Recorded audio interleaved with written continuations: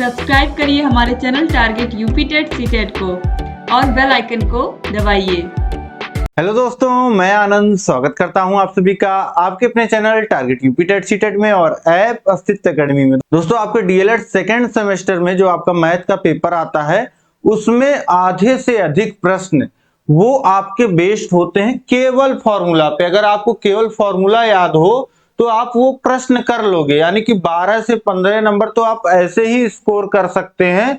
बस आपको फॉर्मूला याद होना चाहिए और एक बार जो है आपकी सॉल्व करने की प्रैक्टिस होनी चाहिए। तो ये सारी चीजें जो है यहाँ पे जितने भी फॉर्मूला हैं आपके सेकंड सेमेस्टर में वो एक बार में यहाँ पे मैं आपको बताने वाला हूं। एक जगह पूरा मैंने फॉर्मूला आपके लिए लिख लिया है, वे फार्मूले यहाँ पे आपको देखने को मिलेंगे और वो कुछ हिडन फॉर्मूले होते हैं, कुछ हिडन चीजें होती हैं जो आपको नहीं समझ में आती हैं, वो यहाँ पे आपको समझ में आ जाएंगी। ठीक है, एक जगह इतनी सारी ट्रिक्स से मैं चीजें आपको बता दूंगा कि यहां से इन फॉर्मूलों पे जो प्रश्न बनेंगे आपके लगभग 15 नंबर के वो पक्के हो जाएंगे आपके। ठीक है, तो आपको पास होने से तो कोई रोक ही नहीं सकता है इस क्लास को अटेंड करने के बाद। तो आप अभी इस क्लास को लाइक कर दीजिए, अपने दोस्तों में अधिक से अधिक शेयर कर दीजिए, जिससे सभी लोग जो है इन फॉर्मूले को देख पाए और किस तरीके के प्रश्न इन फॉर्मूलों पे बनते हैं और कहां गलतियां नहीं करनी है, कैसे एक दूसरे यूनिट्स को एक दूसरे में बदलना है, ये सारी चीजें यहाँ पे आपको देखने को मिलने वाली हैं। आपके पूरे सिलेबस से कहां से क्या पूछा जाता है वो सारी चीजें आपको यहाँ पे देखने को मिलने वाली हैं। तो बहुत ही अधिक महत्वपूर्ण आपकी ये क्लास होने वाली है, तो इसको अभी से अधिक शेयर करिए। चलिए मैं आपको दिखाता हूं हर एक फॉर्मूला जो आपके परीक्षा में पूछा जाता है आपके सिलेबस से। अब देखिए यहाँ पे ध्यान से, सेकंड सेमेस्टर मैथ में आपका पहला चैप्टर आपका आता है लासा और मासा का। तो लासा निकालना और मासा निकालना आपको आता है अभाज्य गुणनखंड विधि भाग विधि के द्वारा। अब यहाँ पे एक फॉर्मूला जो आपको मिलता है कि दो संख्याओं का जो लासा और मासा का गुणनफल होता है, अगर दो संख्याओं कोई दो संख्या है और उसका जो मासा आप निकालोगे, उसका जो लासा निकालोगे, अगर उसका गुणनफल लोगे तो वो बराबर होता है उन दोनों संख्याओं के गुणनफल के। तो यहाँ पे आपको कोई तीन चीजें, जैसे चार चीजें हैं, ये दो तो संख्याएं हैं हमारे पास और एक उनका मासा है एक लासा है, ये चार चीजें हुई। कोई तीन चीजें आपको दे देगा, चौथी चीज आपसे पूछ लेगा। जैसे बोलेगा दो संख्याओं का मासा और लासा इतना है, पहली संख्या इतनी है तो दूसरी संख्या निकालो, इस तरीके के प्रश्न बन जाते हैं। तो ये इस पे सॉल्व हो जाते हैं आपके। इसके बाद देखिए परिमेय संख्याओं का लासा और मासा कैसे आप निकालते हैं। जैसे दे दिया गया 7/5 और 9/10, इन संख्याओं का आप लासा और मासा, अब ये दो भिन्न संख्याएं हैं, इसका लासा कैसे निकालोगे आप। अब बोल दिया कि इन संख्या का लासा, तो ये परिमेय संख्याएं हैं जिसको p/q के रूप में, अंश हर के रूप में, भिन्न के रूप में जो लिखा वो क्या हो गई, परिमेय संख्याएं। अब इनका लासा और मासा निकालने का फॉर्मूला होता है आपका, परिमेय संख्या का अगर लासा निकालना है आपको तो जो अंश में लिखी संख्याएं हैं यानी कि 7 और 9 का आप लासा ले लोगे, वो अंश में लिख दोगे, और हर में जो संख्याएं हैं यहाँ पे अंश का लासा और हर का मासा आप निकाल लोगे, यानी 5 और 10 का मासा निकाल लोगे और यही अंश और हर में लिख दोगे, यही आपका इन दोनों भिन्न संख्याओं का लासा हो जाएगा। इसी तरीके से अगर मासा आपको निकालना है इन दो परिमेय संख्याओं का, तो अंशों का मासा आप ले लोगे और बटे हरों का लासा लेकर के हर में लिख दोगे। ठीक, तो इस तरीके से ये आपका हो जाता है लासा और मासा में फॉर्मूला। इसके बाद देखिए आपकी संख्याओं में आपसे पूछता है अनुवर्ती संख्या, परवर्ती संख्या और उत्तरवर्ती संख्या।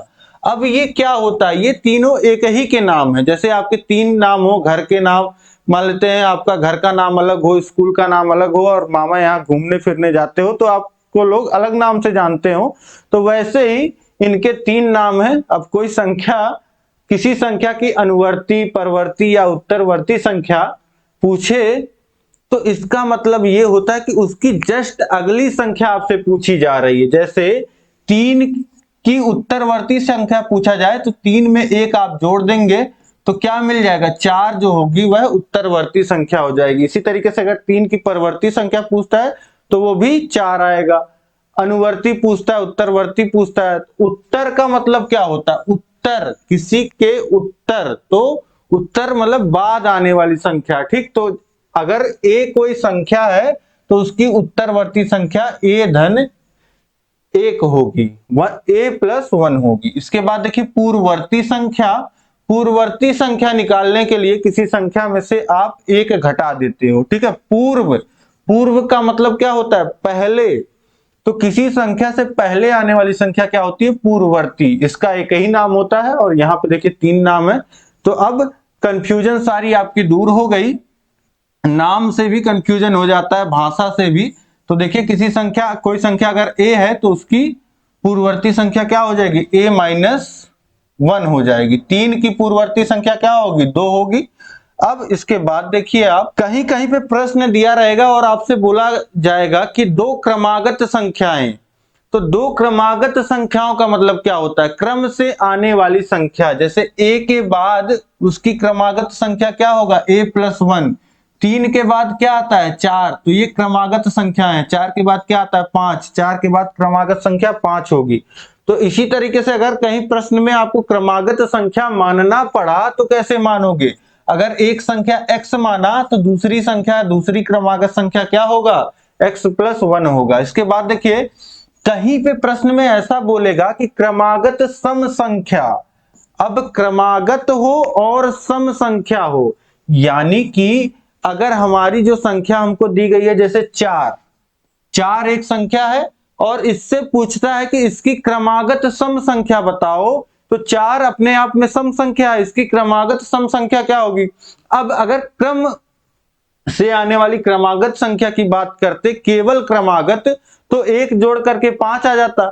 लेकिन सम क्रमागत संख्या की बात किया है तो इसमें 2 जोड़ेंगे, तो इसकी सम क्रमागत संख्या क्या हो जाएगी? 6 हो जाएगी। तो कोई संख्या अगर a है, उसकी क्रमागत सम संख्या बोल रहा है तो a प्लस 2 हो जाएगा। इसी तरीके से अगर कहीं पे मानना पड़ा एक क्रमागत संख्या जो है आपकी, एक संख्या अगर आपकी x है तो इसकी अगली क्रमागत सम संख्या जो होगी वह x प्लस 2 आप मानोगे, ठीक। अब इसके बाद देखिए क्रमागत विषम संख्या। तो इसी तरीके से अगर क्रमागत विषम संख्या, जैसे 3 है, 3 का क्रमागत संख्या 4 होगा, लेकिन क्रमागत विषम संख्या क्या होगा?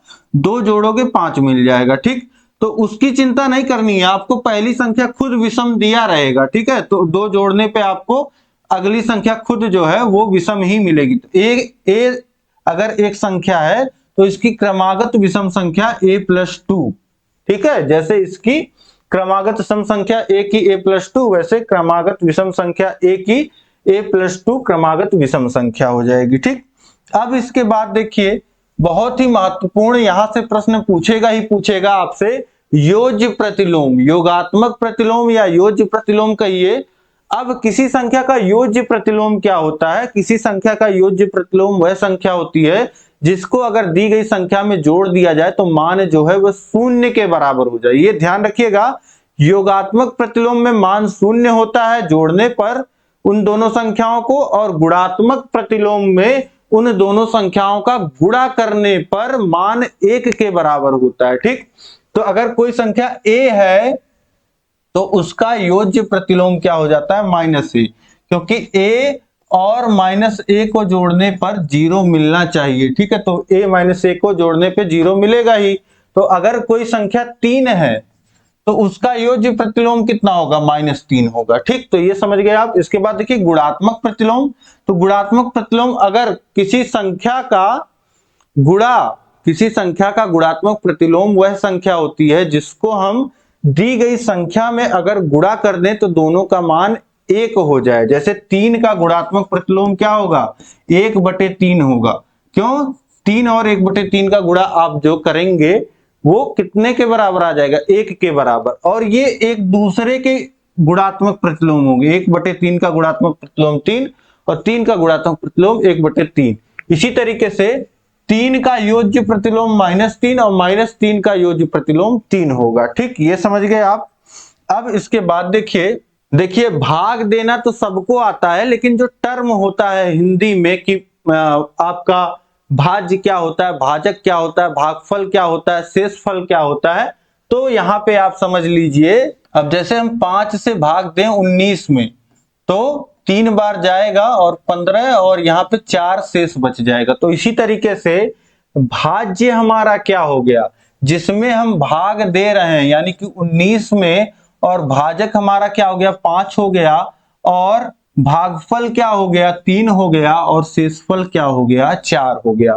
तो यहां से आप समझ पा रहे हैं कि भाज्य क्या होता है, जिसमें भाग दिया जाता है, यानी कि यहाँ पे जिसको लिखा जाता है। भाजक क्या होता है, जिससे भाग दिया जाता है। भागफल क्या होता है, जितनी बार जो भाग गया होता है वह हमारा भागफल, और यहाँ जो बच जाता है वह हमारा क्या हो जाता है, शेष फल। ठीक, तो इस तरीके से ये आप समझ गए कि भाज्य, भाजक, भागफल, शेषफल क्या होता है।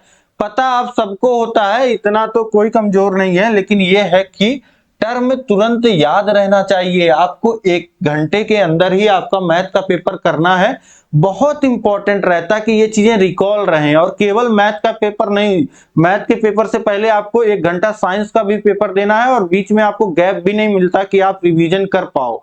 तो बहुत ध्यान से आप चीजें, बहुत सीरियस होकर के अपना जो है पढ़ाई करिए, और अपने आप को रिलैक्स रखिए। देखिए कोई दिक्कत नहीं है, आप बहुत अच्छा करके आओगे एग्जाम में।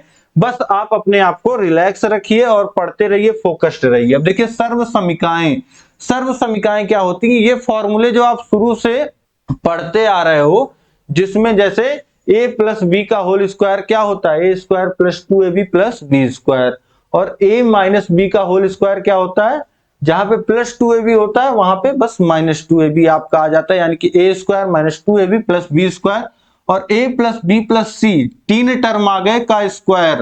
तो अब तीनों का पहले अलग अलग स्क्वायर कर लीजिए, और सब में 2 का गुणा होगा, और 2 पद आपस में गुणा होंगे। तो a square plus B square plus C square plus 2 into A into B, फिर प्लस 2 बी इंटू सी, फिर प्लस 2 सी इंटू ए। तो 3 ये हो गए।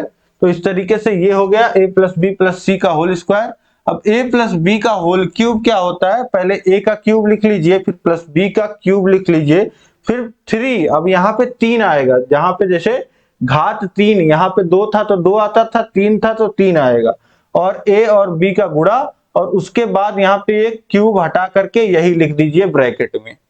ठीक, तो ये हो जाता है a प्लस बी का होल क्यूब। अब a माइनस बी का क्यूब, अब जहां पे भी b आएगा वहां पे माइनस लग जाएगा। जैसे यहाँ पे माइनस बी है ना, अब प्लस वाले में जहां पे b आया है वहां पे बस माइनस चिन्ह कर दो। जैसे a क्यूब, अब यहाँ पे आया माइनस, यहाँ पे b क्यूब आया था तो ये माइनस बी क्यूब हो जाएगा। और यहाँ देखिए 3ab में भी b आया है तो माइनस 3ab हो जाएगा, और यहाँ a प्लस बी था, और तो b के पहले क्या हो जाएगा माइनस, यानी कि a माइनस बी। ठीक, तो इस तरीके से ये आप समझ गए। और अब कहीं पे अगर a cube plus B cube का मान आपसे पूछता है, तो a cube plus B cube को इस फॉर्मूले से देखिए a प्लस बी के होल क्यूब से क्या लिख सकते हैं, a cube plus B cube, बाकी चीजें इधर आ जाएंगी, यानी कि ये नीचे वाला फॉर्मूला आप समझ गए। और इसको अलग से ये भी लिखते हैं, एक ब्रैकेट में a प्लस बी और दूसरे ब्रैकेट में a square minus A B plus B square, यानी कि A cube plus B cube को इतना भी लिख सकते हैं। ठीक, तो इस तरीके से ये फॉर्मूले आपके कहीं ना कहीं प्रश्न में आपको काम देंगे। इसी तरीके से ए क्यूब माइनस बी क्यूब भी देख लीजिए, तो ए क्यूब माइनस बी क्यूब, बस इस फॉर्मूले से ये आप समझ जाओगे, ये नीचे वाला, और इसको इतना भी लिख सकते हैं, एक ब्रैकेट में a माइनस बी, और यहाँ पे ये प्लस हो जाता है, प्लस वाले में माइनस रहता है, और यहाँ पे ये प्लस हो जाता है माइनस वाले में। अब इसके बाद देखिए इकाई मात्रक यूनिट, ये आप समझिए। ठीक है, आप जैसे लंबाई को, आपकी ही लंबाई है, आप कैसे नापते हो, आप सेंटीमीटर में भी पूरा नापते हो, आप फीट और इंच का भी प्रयोग करते हो, तो लंबाई नापने में ही आप क्या क्या मीटर का भी प्रयोग कर लेते हो। तो लंबाई में ही आपका सेंटीमीटर भी आ जाता है, मीटर भी आ जाता है, इंच भी आ जाता है, फुट भी आ जाता है, किलोमीटर भी आ जाता है। तो ये सब आपके लंबाई के मात्रक हैं। ठीक है, तो इकाई मात्रक यूनिट इसी को बोलते हैं जो मापने का काम होता है। ठीक है, तो लंबाई को नापने का काम इतनी सारी चीजों से होता है। अब सेंटीमीटर में नापा जाता है, मीटर में नापा जाता है, तो इनके बीच रिलेशन क्या होता है? 1 मीटर में 100 सेंटीमीटर होता है। ध्यान रखिएगा, 1 मीटर का जो आपने स्केल अगर देखा हो, जो दर्जी के पास होता है 1 मीटर वाला, एक लोहे की पतली रॉड टाइप की होती है, चपटी रॉड, और इसके अलावा आपने कहां पे देखा होगा? एक स्केल, बड़ी वाली स्केल आपने देखा होगा जो 1 फीट की होती है, 30 सेंटीमीटर की। तो वैसे 3 स्केल आप ले लीजिए और एक छोटा 10 सेंटीमीटर और 100 सेंटीमीटर हो गया, तो 1 मीटर बराबर 100 सेंटीमीटर, ये ध्यान रखिएगा। अब ये तो हमारी हो गई लंबाई की बात।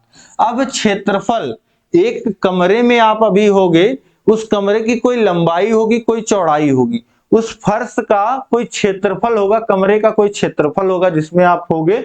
तो क्षेत्रफल कैसे निकालते हैं?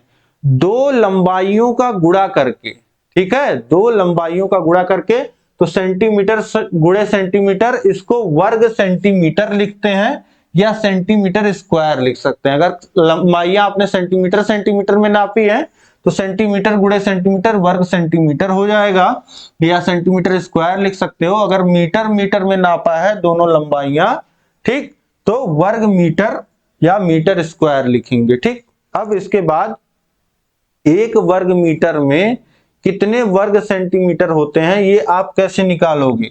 1 वर्ग मीटर में, ठीक, 1 वर्ग मीटर, या इसी को लिखते हैं 1 मीटर स्क्वायर, तो इसको आप लिख सकते हो 1 मीटर की जगह आप क्या लिख सकते हो? 100 सेंटीमीटर। तो ये हो जाएगा 100 सेंटीमीटर का स्क्वायर। 100 का स्क्वायर यानी कि 100 गुणे 100 यानी कि 10,000। तो 1 वर्ग मीटर में 10,000 वर्ग सेंटीमीटर होता है, ये ध्यान रखिएगा इस तरीके से। अब आते हैं, बात करते हैं आयतन की। अब आपने लंबाई की बात कर ली, कमरे के क्षेत्रफल की बात कर लिया। अब कमरा मान लीजिए पूरा भरा हो, तो कमरे का आयतन क्या होता है? किसी घनाभ का आयतन, घन का आयतन, वो 3 लंबाइयां उसमें हो जाती हैं। इसको एक लंबाई बोल देते हैं, एक चौड़ाई, एक ऊंचाई। लंबाई गुणे चौड़ाई गुणे ऊंचाई, यानी कि अगर 3 बार सेंटीमीटर का गुणा होता है तो सेंटीमीटर क्यूब या घन सेंटीमीटर बोलते हैं, या मीटर मीटर मीटर का गुणा तो घन मीटर और मीटर क्यूब बोलते हैं। अब 1 घन मीटर में, अब यहां 100 का 3 बार गुणा होगा तो 1 के आगे 10, मतलब यहाँ पे 6 शून्य लग जाएंगे, आप देख पा रहे हैं, ठीक। तो 1 घन मीटर में इतना घन सेंटीमीटर हो जाएगा। कितना हो जाएगा? यहाँ पे देख लीजिए, 10 लाख, इकाई, दहाई, सैकड़ा, हजार, 10,000, लाख, 10 लाख, 10 लाख घन सेमी, ठीक। अब इसके बाद देखिए, ये आप समझ गए। अब धारिता को समझिए।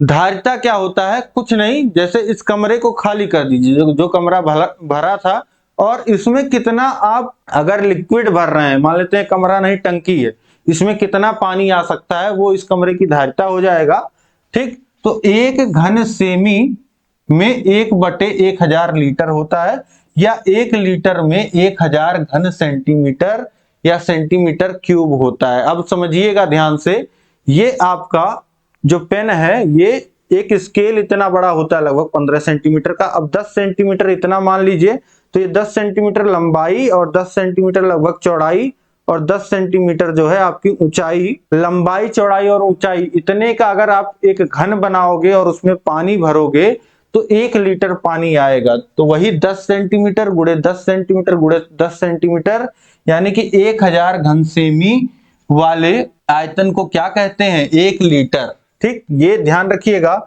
और 1 मीटर की अगर इसी तरीके से टंकी बनाइए आप, 1 मीटर लंबाई, 1 मीटर चौड़ाई और 1 मीटर ऊंचाई, गहराई जिसे बोल सकते हैं, तो उसमें कितना पानी आएगा? उसमें पानी आएगा 1000 लीटर। तो ध्यान रखिएगा यहीं से कि 1 घन मीटर अगर लिखा हो, यानी कि 1 मीटर गुणे 1 मीटर गुणे 1 मीटर, तो वो हो जाता है 1000 लीटर। तो इस तरीके से धारिता में आप संबंध समझ गए, क्या संबंध होता है यूनिट्स में। 1 घन मीटर में कितना लीटर होता है और 1 घन सेंटीमीटर में कितना लीटर होता है? 1/1000 लीटर, ठीक। तो इस तरीके से ये आप समझ गए। अब आपको समझना है गति को, स्पीड को, चाल को। तो सिंपल सा फॉर्मूला आप शुरू से पढ़ते आए हैं, चाल बराबर दूरी बटे समय होता है। आपसे ट्रेन वाला क्वेश्चन पूछता है, वहां पे आपको इसका इस्तेमाल देखने को मिलेगा। चाल बराबर दूरी बटे समय, तो आपको दूरी आपका किसी भी किलोमीटर में नाप लेता है, मीटर में नाप लेता है, समय को घंटे में या सेकंड में नाप लेता है। तो जैसे नापेगा उसी हिसाब से आपका ये चाल जो लिखा रहेगा, किलोमीटर प्रति घंटा लिखा रहेगा या मीटर प्रति सेकंड लिखा रहेगा। ठीक, अब किलोमीटर प्रति घंटा इस तरीके से भी लिख सकता है, किलोमीटर प्रति घंटा इधर से भी ऐसे भी लिखा जा सकता है, और km पर आवर ऐसे भी लिखा जा सकता है, और मीटर पर सेकंड इस तरीके से भी, इस तरीके से भी, इस तरीके से भी। अब ध्यान देने वाली बात जो यहाँ पे है वो आप समझिए, जैसे किसी गाड़ी की रफ्तार 10 मीटर पर सेकंड है, अब इसको अगर आपको प्रति घंटे में बदलना है तो आप उसमें बदलने के लिए क्या करोगे, 18/5 से गुणा कर दोगे। अब 5 दूनी 10 हो जाएगा और 18 दूनी 36 किलोमीटर प्रति घंटा ये रफ्तार हो जाएगा। ठीक, इस तरीके से। और अब मान लेते हैं ये 36 किलोमीटर प्रति घंटे को आपको मीटर प्रति सेकंड में बनाना हो तो ये 5/18 का गुणा हो जाता है। ठीक, अब ये मीटर पर सेकंड में आ जाएगा। देखिए 18 से 36 को काटेंगे 2 हो जाएगा, और 2 का गुणा 5 में, तो 10 मीटर पर सेकंड। तो ये आपको फॉर्मूला पता होता है, एक बार 18/5 से गुणा करते हैं और एक जगह 5/18 से। अगर मीटर पर सेकंड को किलोमीटर प्रति घंटा में बनाना है तो 18/5 से गुणा करेंगे, अगर किलोमीटर प्रति घंटा को हमको मीटर पर सेकंड में बनाना है तो 5/18 से गुणा करेंगे। ठीक, तो अब एक स्टैंडर्ड अगर आप अपने दिमाग में याद रखना है आपको तो कैसे याद रखेंगे, 10 मीटर पर सेकंड क्या होता है, किसके बराबर होता है, 10 मीटर पर सेकंड आपका 36 किलोमीटर प्रति घंटे के बराबर होता है, ये ध्यान रख सकते हैं। अब इसके बाद देखिए, अब आपका प्रश्न जो है, आपके एक प्रश्न पूछता है माध्यिका पे, और जरूर पूछेगा, चाहे एक नंबर में पूछ ले, एक नंबर में पूछेगा तो आंकड़े दिए रहेंगे केवल इस तरीके से, जैसे A1 कोई संख्या, A2, A3, A4, AN तक इस तरीके से आंकड़े दिए रहेंगे। अगर 2 नंबर में पूछता है तो आपको सारणी दिया रहेगा, सारणी अगर दिया रहेगा तो आपको पद उसकी बारंबारता दिया रहेगा और आपको संचयी बारंबारता निकालना रहेगा। ठीक, तो एक सारणी और बनानी रहेगी। अब यहाँ पे देखिए, अगर इस तरीके से आंकड़े दिए गए हैं और अगर n आंकड़े दिए गए हैं तो सबसे पहले जो जरूरी होता है, आप पहला काम तो करोगे, जो भी आंकड़े दिए गए हैं उनको क्रम से आप लगाओगे माध्यिका जब भी निकालोगे। ठीक, तो ये गलती मत करिएगा, क्रम से ना निकालिए, या फिर निकाल लीजिए माध्यिका और पद गिनते समय आप जो दिए गए आंकड़े हैं उसमें से गिनती कर लीजिए। आपको जो क्रम से लगाया गया है उसमें काम करना होता है। तो n जो है यहाँ पे दिए गए आंकड़ों की संख्या है, अगर n का मान विषम संख्या हो तो ये फॉर्मूला लगता है, माध्यिका बराबर n/1/2 पद का मान, और अगर n सम हो तो माध्यिका का जो फॉर्मूला लगता है वो थोड़ा सा बड़ा हो जाता है, लेकिन कुछ नहीं, 2 पद को जोड़ करके उसका आधा कर लिया जाता है, सिंपल ये भी होता है। यानी हाफ ऑफ n/2 पद का मान धन n/2 धन 1, ये धन 1 अलग है और यहाँ अंश में ही 1 जुड़ रहा है, ये 1 अलग से जुड़ रहा है, ये ध्यान रखिएगा। तो ये दोनों फॉर्मूले आप याद कर लीजिए।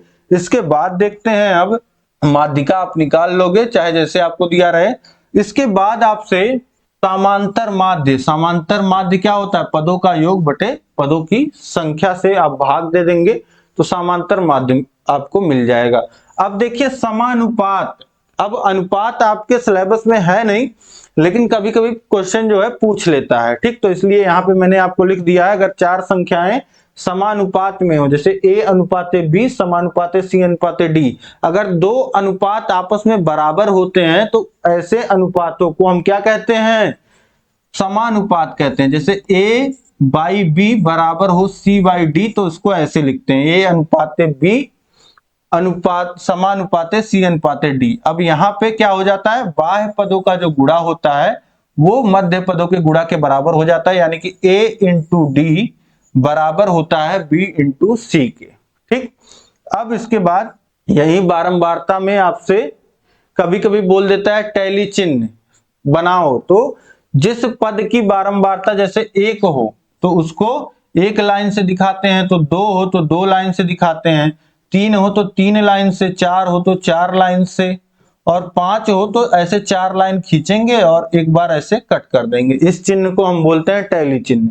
टैली चिन्ह का प्रयोग क्यों किया जाता है, जैसे गिनती में अभी इसी तरीके से आप 10 लाइन 15 लाइन 20 लाइन इस तरीके से आप खींच दोगे तो आपको गिनती गिनने में दिक्कत होगी। इसीलिए क्या करते हैं, 4 लाइन पे एक काट दिया तो 5 पता चलने लगा, इसी तरीके से फिर काट दिया 5 पता चलने लगा। तो ये कैसे हो गया, देखिए 5 तियां 15 1 16। तो इस तरीके से टैली चिन्ह का प्रयोग इस तरीके से किया जाता है। और टैली चिन्ह अगर आपसे बोल दिया तो आप आसानी से एक सारणी टैली चिन्ह के साथ भी बना सकते हैं। अब इसके बाद देखिए और प्रश्न जो आपसे पूछ सकता है वो फॉर्मूले, कमरे के चारों दीवारों का क्षेत्रफल। तो कमरे के चारों दीवारों का जो क्षेत्रफल हो जाता है वो, इसमें देखिए कमरे के चारों दीवारों का जब क्षेत्रफल होता है तो दीवार में क्या होता है, ऊंचाई होता है और लंबाई होता है, या फिर चौड़ाई होता है और ऊंचाई होता है। ठीक, आपका जो यहाँ पे फर्श के क्षेत्रफल से इसका मतलब खत्म हो जाता है, फर्श और छत के। तो चारों दीवारों का क्षेत्रफल हो जाता है 2 गुणे, अब इधर से 2 का गुणा हो रहा है और ये लंबाई ऊंचाई का गुणा इधर से हो रहा है, तो 2 गुणे ऊंचाई इधर ही लिख सकते हैं, 2 गुणे ऊंचाई और ब्रैकेट में लंबाई धन चौड़ाई, ये हो जाता है। ठीक है, तो अगर लंबाई को a, चौड़ाई को b, ऊंचाई को c बोलें तो 2 इंटू सी और a प्लस b, इस तरीके से लिख सकते हैं। ठीक, तो 2 बार लंबाई गुणे ऊंचाई और 2 बार चौड़ाई गुणे ऊंचाई, ये हो जाता है आपका चारों कमरों का क्षेत्रफल। इसके बाद देखिए घन के सभी 6 पृष्ठों का क्षेत्रफल। तो घन है तो उसकी तीनों भुजाएं बराबर होंगी, लंबाई चौड़ाई ऊंचाई तीनों बराबर होंगी, तो उसके 6 फलकों का जो क्षेत्रफल हो जाएगा, एक फलक का होगा भुजा का वर्ग और 6 का होगा 6 से गुणा कर दीजिए, 6 गुणे भुजा का वर्ग। अब घनाभ के सभी 6 पृष्ठों का क्षेत्रफल क्या होता है, 2 गुणे लंबाई गुणे चौड़ाई धन चौड़ाई गुणे ऊंचाई धन ऊंचाई गुणे लंबाई। ठीक, तो ये हो जाएगा घनाभ के 6 पृष्ठों का क्षेत्रफल। इसके बाद देखिए, इसके बाद आपको जहां भी समकोण त्रिभुज जो मिलेगा वो समकोण त्रिभुज में आपको एक प्रमेय लगता है, पाइथागोरस प्रमेय। पाइथागोरस प्रमेय क्या होता है, समकोण त्रिभुज जिसमें एक त्रिभुज 90 अंश का होता है, इस 90 अंश के सामने की जो भुजा होती है वह होती है कर्ण। तो यहाँ पे कर्ण का जो वर्ग होता है वह बराबर होता है आधार का वर्ग और इसमें जोड़ लीजिए लंब का वर्ग। ये हमेशा सत्य होता है किसी भी समकोण त्रिभुज में, राइट एंगल ट्रायंगल में। अब इसके बाद देखिए त्रिभुज, आयत और वर्ग पे आपके फॉर्मूले होते हैं कुछ। तो त्रिभुज आपको पता है 3 भुजाओं से घिरी हुई बंद आकृति त्रिभुज होता है और त्रिभुज के क्षेत्रफल का फॉर्मूला होता है हाफ ऑफ आधार इंटू ऊंचाई, यानी कि 1/2 आधार गुणे ऊंचाई, ये होता है त्रिभुज का क्षेत्रफल। ठीक है, तो ये आपके त्रिभुज के क्षेत्रफल का फॉर्मूला हो गया 1/2 आधार गुणे ऊंचाई। इसके बाद अगर समबाहु त्रिभुज कहीं पे पूछता है, समबाहु त्रिभुज का क्षेत्रफल सेम, तो समबाहु मतलब कि जिसकी सभी भुजाएं बराबर हो, ऐसे समबाहु त्रिभुज का क्षेत्रफल होता है √3/4 इंटू भुजा का स्क्वायर। ठीक, √3/4 होता है, ध्यान रखिएगा 2 नहीं 4 होता है, √3/4 इंटू भुजा का स्क्वायर, ये होता है समबाहु त्रिभुज का क्षेत्रफल। और एक और फॉर्मूला याद रख लीजिए, कहीं कहीं पूछ लेता है, अगर जैसे तीनों भुजाओं का मान लेते हैं कि इसका लंबाई a, इसका लंबाई b, इसका लंबाई c दिया गया है, तो यहाँ पे एक फॉर्मूला आता है, इनका तीनों भुजाओं का योग करके आधा कर लीजिए, इसको अर्ध भुजा करके बोलते हैं, और इसका जो फॉर्मूला हो जाता है, इसका त्रिभुज का क्षेत्रफल जो हो जाता है, ये आ जाता है एरिया बराबर √s into s minus A s minus B into s minus C. ठीक, ये एक फॉर्मूला होता है। अगर 3 भुजाएं दी गई हैं तो तीनों भुजाओं की लंबाइयों, अगर लंबाइयां आपको दी गई हैं तीनों भुजाओं की, तो यहां से आप ये मान इसका ज्ञात कर लेंगे और तीनों भुजाओं से ये आप क्षेत्रफल निकाल लेंगे। ठीक, तो इस तरीके से इतना समझ गए आप। इसके बाद आपको जो समझना है रेक्टेंगल, आयत। आयत आप जानते हैं कि 4 भुजाओं से घिरी हुई बंद आकृति, आमने सामने की भुजाएं बराबर, सभी कोण 90 अंश के होते हैं, इसका क्षेत्रफल होता है लंबाई गुणे चौड़ाई और इसका परिमाप होता है 2 बार लंबाई को जोड़ दीजिए और 2 बार चौड़ाई को। और आयत का विकर्ण कितना होता है, विकर्ण मतलब कि सम्मुख शीर्षों के बीच की ये जो दूरी है ये आपका विकर्ण कहलाता है। ये होता है under root L square plus B square.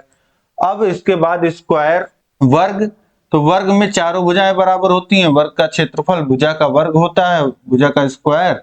परिमाप होता है 4 गुणे भुजा। विकर्ण होता है √2a या a√2 लिखते हैं।